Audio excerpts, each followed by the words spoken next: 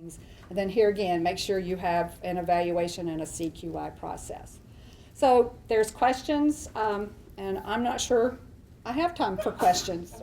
Maybe just a little bit for you if you have some specific questions about differential response, but I would leave you with thinking long-term about what are your outcomes, what are your desired outcomes for what this group wants to accomplish, and you may already have them well defined. How do you get there? And what are the gains and losses? Sometimes if you have a gain, you're going to have somebody else lose something, and can we come to consensus on that? And what's working well? Don't fix something that's not broken. There's a lot of things enough that we need to fix that if something's working well, don't change that for heaven's sake. And then continue to ask about what are your successes, your challenges, and your opportunities. So I've talked a lot. Yes, ma'am. JoAnn, how do you staff according to this? I work in a hospital, so we do this every day, all day long. We're constantly triaging patients and assessing what risk, where they are, and then Right. Some get much higher levels of one-on-one care versus different levels. How does it work with your staffing of your caseworkers and your social workers? Well, interesting, because if you would have asked me before I know now what some of our evaluation results, I would have said investigators have to spend more time because they're more serious allegations. And so you would expect for the investigative track for us to need perhaps more staff. Not true, because what we found was cases that were going to the family assessment track. It was a little bit, you had to uncover a lot more to figure out what was going on in their families, because for the investigative track, if a child was sexually abused or severely physically abused, you knew it. And so as it relates to even a time study, what we found was investigative caseworkers spent less time with families than family assessment workers. And so staffing cases, you had to look at how many cases, based on your criteria that you had established, would you send to the family assessment track? How many cases, based on your criteria or legal definition, would you go the investigative track? Look at time spent and how long it takes us to do those cases, and that's basically how we sort of balanced it out. And what we found was we needed a heck of a lot more family assessment caseworkers than we did investigative workers. Does that sort of answer? Yes.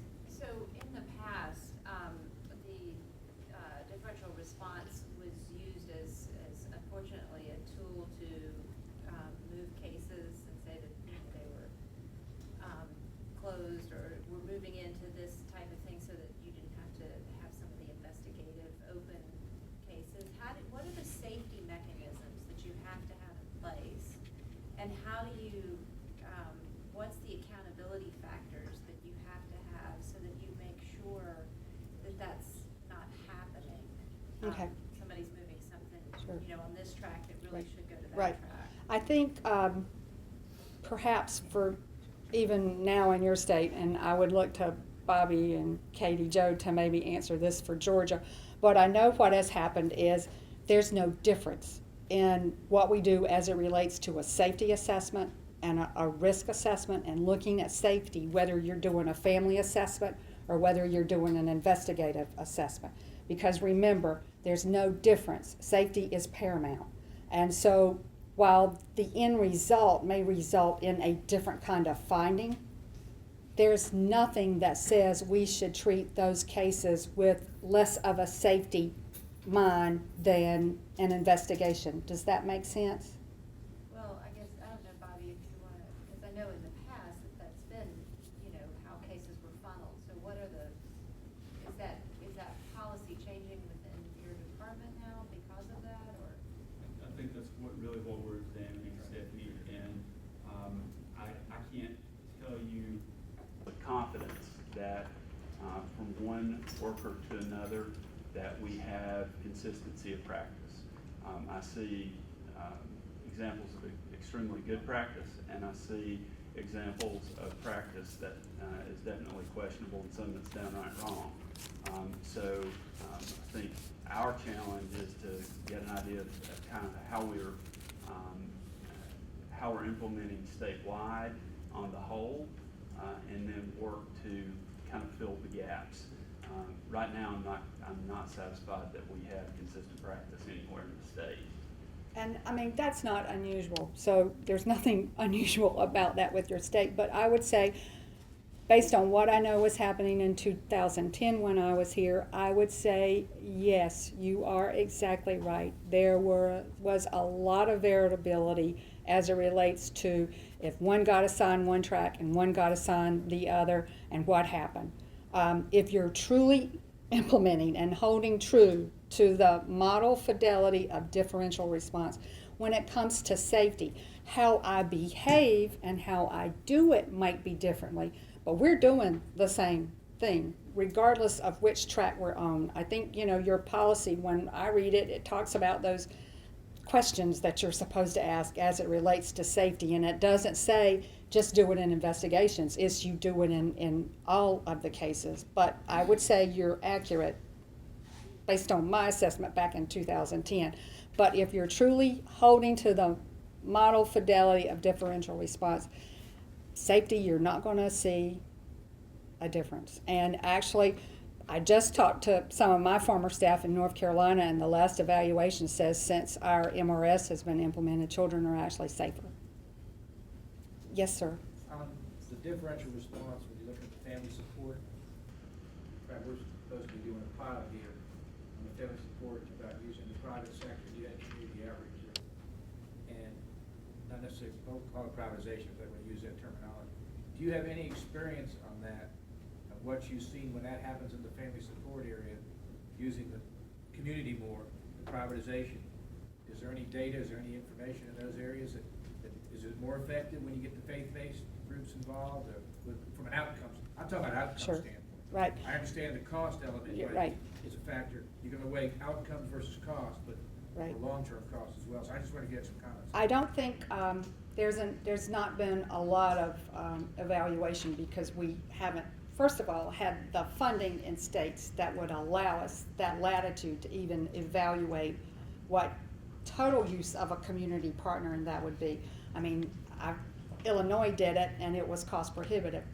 In Illinois, if I am recalling right, as it relates to that 1-year study, families were more satisfied when they had the caseworker for alternative response and the community person coming Yeah, out working together. together. They were more satisfied, but that's in that small study. But have other states been successfully able to evaluate that? Not really, because first of all, it was just so cost prohibitive. And actually, I looked at it in my state when we started doing it, and we realized back then we didn't even have enough community partners that could manage the volume. And here again, I'll probably get myself in trouble when I say this. I think there's a difference in like the provision of foster care services instead of the provision of child protective services. In my state, I had an awful lot of folks, private individuals, that wanted to provide foster care services, but CPS is a little bit No, I different. understand. Yeah, That's why I was thinking more of the foster care in Right. those areas. right. Okay, thank you. Any other questions? Yes, ma'am. In looking at your 2 tracks, is there any case where you start down one track and after you get down there, you figure out it's on the wrong course? Oh, and yes. You need to go, how do they make those transitions? Most state policies and procedures are very clear, and to have a successful differential response system, you have to have that ability to switch tracks. Because if I'm doing a family assessment, and if I see, I thought I was going out on perhaps a child being left alone at home in the afternoon, and I get out there and I find sex abuse, that's much more serious. I need to involve law enforcement, and so I will make that switch.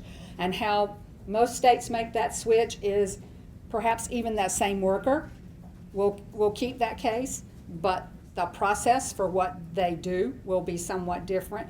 Or they will have a transition and it will be 2 caseworkers coming together to hand off the case with an explanation to the family why it's happening. I mean, our work needs to be transparent with families, and we would say what we thought we were coming out here on was lack of supervision, and now we found that your child is being sexually abused by his uncle or whatever, and so that causes us to have to take a different response because of the serious nature of that case. And so switching tracks can be done.